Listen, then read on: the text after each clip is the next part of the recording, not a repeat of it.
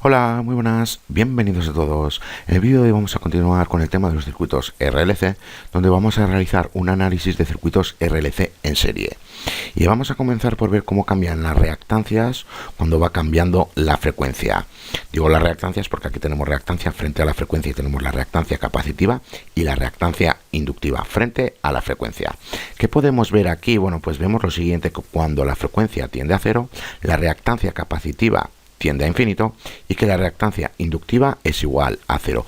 ¿Por qué esto es así? Bueno, pues por las ecuaciones ya sabemos que la reactancia capacitiva es igual a 1 entre 2pi por c por frecuencia, y podemos ver que cuando la frecuencia tiende a cero, la reactancia capacitiva tiende a infinito. Y esta de aquí, bueno, pues ya sabemos que x sub l, es decir, la reactancia inductiva es igual a 2pi por l por la frecuencia, y cuando la frecuencia es igual a cero, la reactancia inductiva es igual a cero. ¿Qué pasa cuando va aumentando la frecuencia? Bueno, pues ya vemos que la reactancia capacitiva va disminuyendo y que la reactancia inductiva va aumentando. Y va a haber un punto para cierta frecuencia que ambas reactancias sean iguales. A esa condición se le conoce como resonancia en serie, y eso lo vamos a ver en el siguiente vídeo. Pero ya vemos que como son iguales y tienen el comportamiento opuesto porque están desfasadas en 180 grados, se cancelan y el circuito es totalmente resistivo. ¿Esto por qué es así? Bueno, pues recordar que en el eje imaginario positivo tenemos la reactancia inductiva y que en el eje imaginario negativo ya sabemos que tenemos la reactancia capacitiva. Bueno, pues como están desfasadas en 180 grados y son iguales, bueno, pues se cancelan y, como digo, el circuito se convierte en un circuito totalmente resistivo. Antes de la frecuencia o a frecuencias menores que la frecuencia de resonancia, ya vemos que predomina la reactancia capacitiva, y a frecuencias mayores que la frecuencia de la resonancia predomina la reactancia inductiva. Bueno, pues como digo, a frecuencias bajas, bueno, pues tenemos un circuito donde predomina la capacitancia. A frecuencias mayores que la frecuencia de resonancia predomina la inductancia, y cuando tenemos la frecuencia de resonancia, como ambas reactancias son iguales y tienen el comportamiento opuesto porque están desfasadas en 180 grados, se cancelan y el circuito es totalmente resistivo. Ahora bien, porque aquí tenemos una curva para la reactancia capacitiva y aquí tenemos una línea recta para la reactancia inductiva, bueno, pues ahí entra en juego álgebra. Si estáis viendo este curso porque os gusta la electrónica y no sabéis muy bien las matemáticas, bueno, pues os recomiendo que repaséis mi curso de álgebra, que ahí explico desde el principio lo que se va a ver aquí. Aquí no lo voy a explicar, pero como digo, lo explico en mi curso de álgebra. Bueno, pues vamos a comenzar por la línea recta. Para una gráfica, nosotros la ecuación que empleamos es igual a y, aquí la tenemos, aquí tenemos la x, bueno, pues tenemos y es igual a m por x más b, donde m simplemente es la pendiente, x es la variable x y b, bueno, pues es simplemente la intersección con el eje x. Bueno, pues como tenemos esta ecuación de aquí, x sub l, es decir, la reactancia inductiva es igual a 2pi por l por f, bueno, pues podemos sacar en claro que y es igual a x sub l, que x es igual a la frecuencia, como vemos aquí, y por último, bueno, pues ya vemos que la pendiente es igual a 2pi por l, que es una constante. ¿Qué nos pasa con b? Bueno, pues aquí en este caso la intersección ya vemos que la tenemos en el origen. Bueno, pues aquí es como si tuviésemos simplemente más 0, donde b es igual a 0. Bueno, pues estamos empleando realmente esta ecuación de aquí, por eso la reactancia inductiva realmente es una línea recta. Y aquí, ¿por qué tenemos una curva? Bueno, pues a esta curva se le conoce como hipérbola.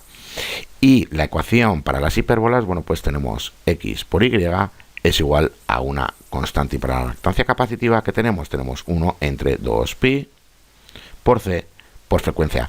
Reorganizando esto, bueno, pues tenemos x sub c por frecuencia es igual a 1 entre 2pi por c.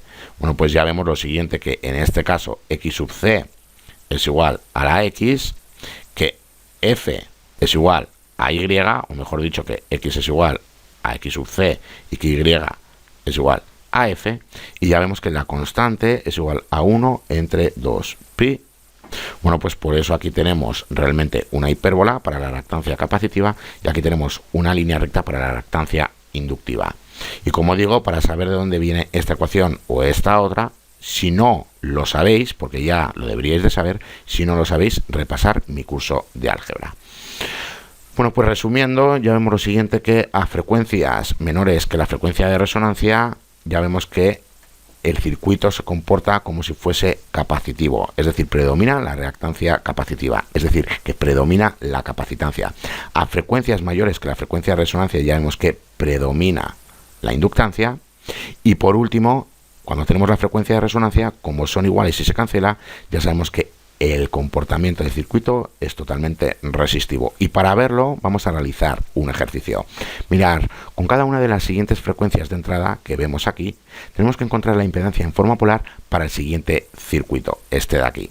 Y bueno, pues nos dice que tenemos que observar los cambios en magnitud y el ángulo de fase con la frecuencia.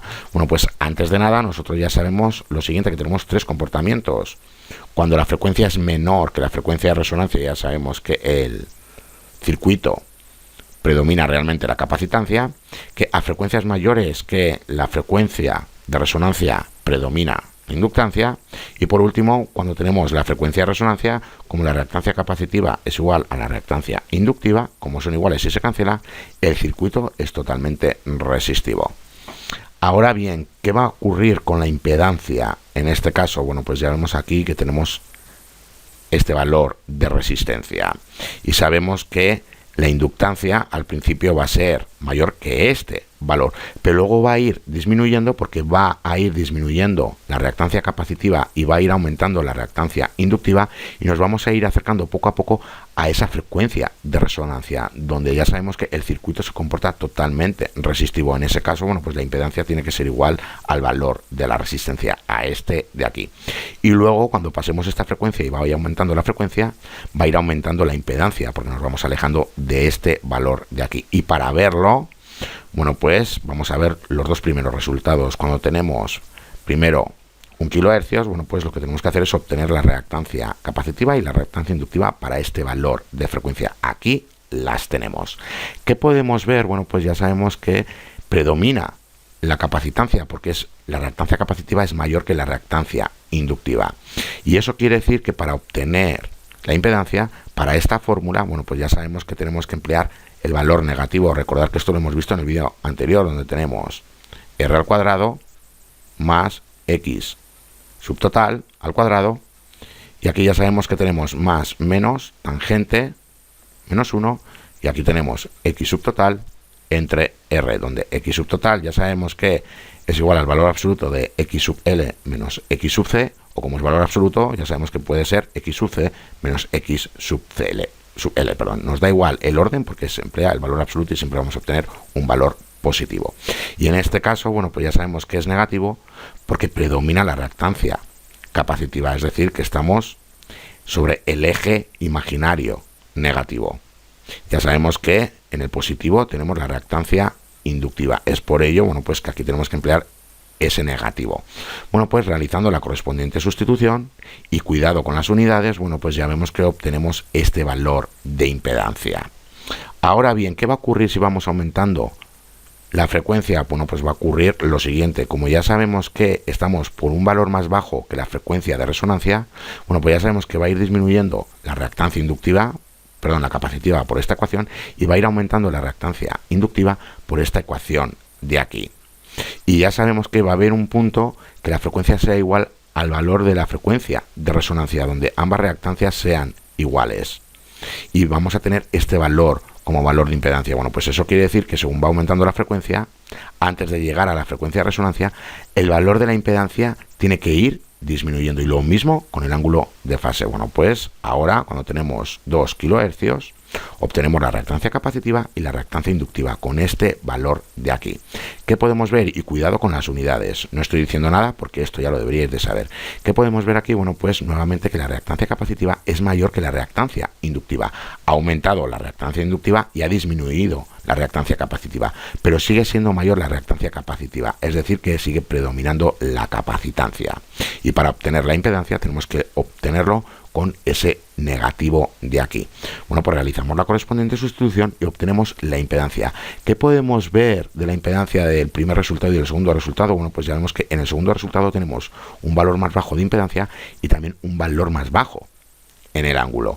¿Por qué esto es así? Bueno, pues os lo acabo de explicar. Ya sabemos que va disminuyendo la reactancia capacitiva, va aumentando la reactancia inductiva y nos estamos aproximando al valor de la frecuencia de resonancia, donde ambas reactancias son iguales. Aquí se cancela y ya sabemos que la impedancia es igual al valor de la resistencia. Aquí lo tenemos. Bueno, pues como nos vamos aproximando a esta frecuencia de aquí, según vamos aumentando la frecuencia, bueno, pues nos tenemos que ir acercando a este valor de aquí. Por eso va disminuyendo la impedancia.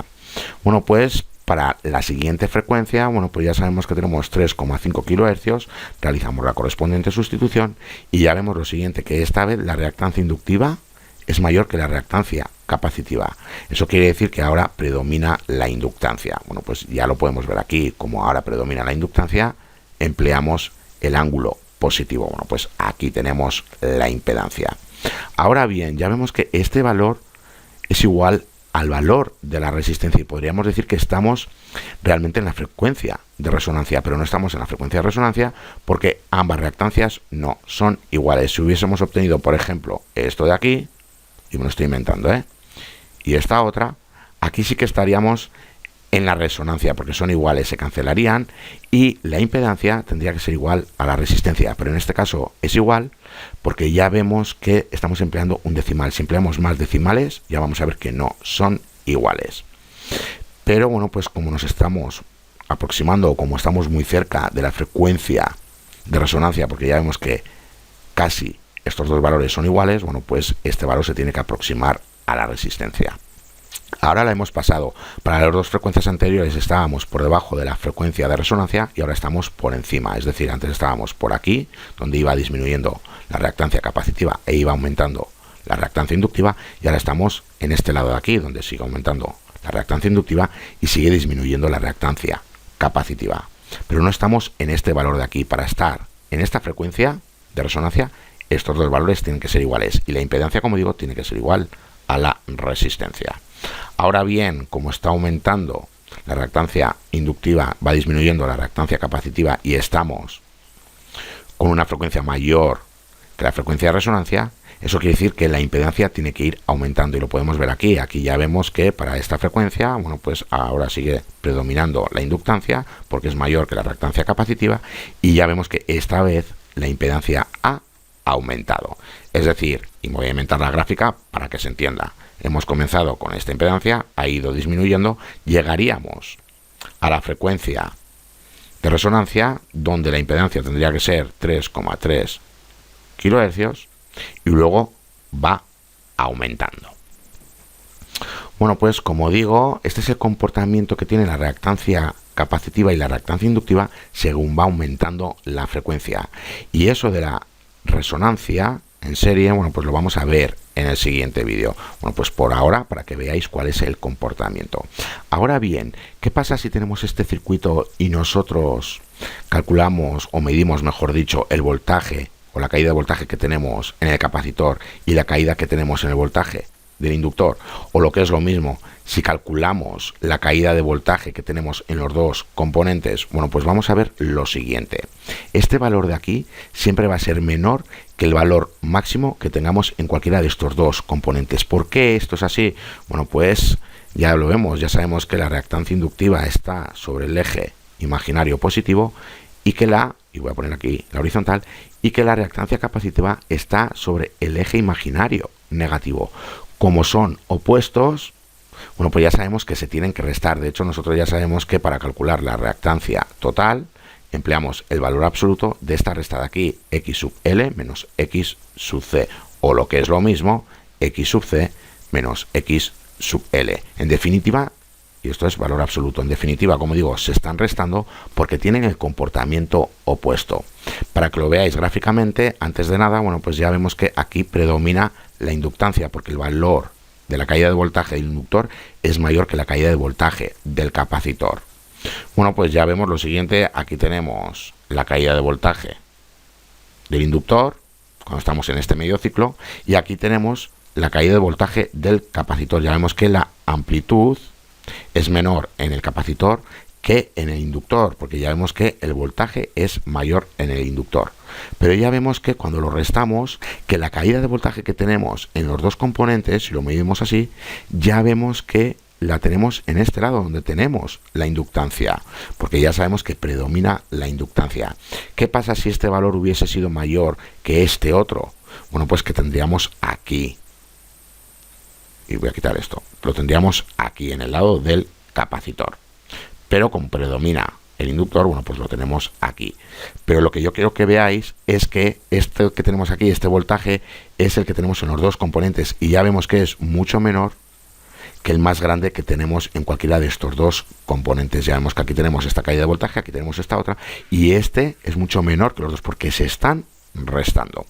Bueno, pues vamos a realizar un ejercicio y acabamos el vídeo. Vamos a ver cómo obtener la corriente en un circuito en serie RLC y vamos a ver cómo obtener las caídas de voltaje. Bueno, pues vamos a verlo rápidamente. Y mirad, nos dice lo siguiente, que tenemos que determinar la corriente y los voltajes de cada componente mostrado a continuación. Tenemos que expresar la cantidad en forma polar y tenemos que trazar el diagrama fasorial completo de los voltajes. ¿Qué es lo que tenemos que hacer? Bueno, pues tendremos que obtener la impedancia. Y una vez que obtenemos la impedancia, como tenemos el valor del voltaje, con ello vamos a obtener la corriente, que es lo que nos están pidiendo. Y con la corriente, como ya tenemos el valor de la resistencia y también de las reactancias, con ello vamos a obtener las caídas de voltaje en cada componente. Y una vez que tenemos las caídas de voltaje de cada componente y tenemos el de la fuente de alimentación, tenemos que trazar el diagrama fasorial. Bueno, pues aquí lo tenemos. Simplemente tenemos que obtener primero la impedancia. Bueno, pues obtenemos la impedancia en forma rectangular, que ya sabemos que es muy simple, y aquí simplemente restamos las reactancias. Una vez que restamos las reactancias, que tenemos la reactancia total, bueno, pues empleamos esta ecuación de aquí. Importante, nos tenemos que dar cuenta cuál es el valor que es mayor entre estas dos reactancias, y ya vemos que en este circuito predomina simplemente la capacitancia, es decir, que este valor va a ser negativo. Bueno, pues empleamos el negativo, realizamos la correspondiente sustitución y aquí tenemos la impedancia en forma polar. Una vez que tenemos la impedancia en forma polar y como tenemos el voltaje en forma polar, con ello, empleando la ley de Ohm, podemos obtener la corriente. Aquí la tenemos. Y una vez que tenemos la corriente, muy importante lo de las unidades, recordar, y una vez que tenemos, como digo, la corriente, podemos obtener la caída de voltaje de cada componente simplemente empleando estas ecuaciones. Bueno, pues aquí lo tenemos. Para la resistencia, bueno, pues tenemos simplemente 75 kiloohmios, aquí tenemos su caída de voltaje. Para el inductor, bueno, pues recordar que tenemos 90 grados porque estamos sobre el eje imaginario positivo. Aquí tenemos la caída de voltaje del inductor y aquí tenemos la caída de voltaje del capacitor empleando menos 90 grados porque ya sabemos que estamos sobre el eje imaginario negativo. Recordar.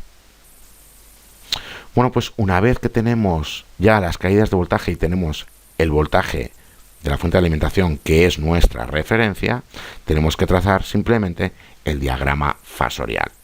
Bueno, pues aquí tenemos nuestra referencia en el eje positivo real y a partir de ahí, bueno, pues aquí tenemos la caída de voltaje de la resistencia y ya sabemos que estamos con la magnitud 9,08 voltios y aquí tenemos el ángulo de fase. Para la caída de voltaje del inductor, bueno, pues ya sabemos que tenemos aquí su magnitud y aquí tenemos el ángulo de fase que es 115 grados. Y para la caída de voltaje del capacitor, bueno, pues ya vemos que aquí tenemos su magnitud y aquí tenemos ese ángulo de desfase menos 65 grados. Ahora, fijaros en una cosa, que tanto el voltaje del inductor como el voltaje del capacitor están desfasados en 180 grados. Es decir, aquí tenemos los 90 grados como referencia del voltaje de resistencia y aquí tenemos los menos 90 grados. Bueno, pues en definitiva ya vemos que están desfasados en 180 grados. Por eso tienen el comportamiento opuesto y se tienen que restar. Bueno, pues hasta aquí este vídeo. Ya en el siguiente vídeo vamos a ver la resonancia en serie. Hasta la siguiente.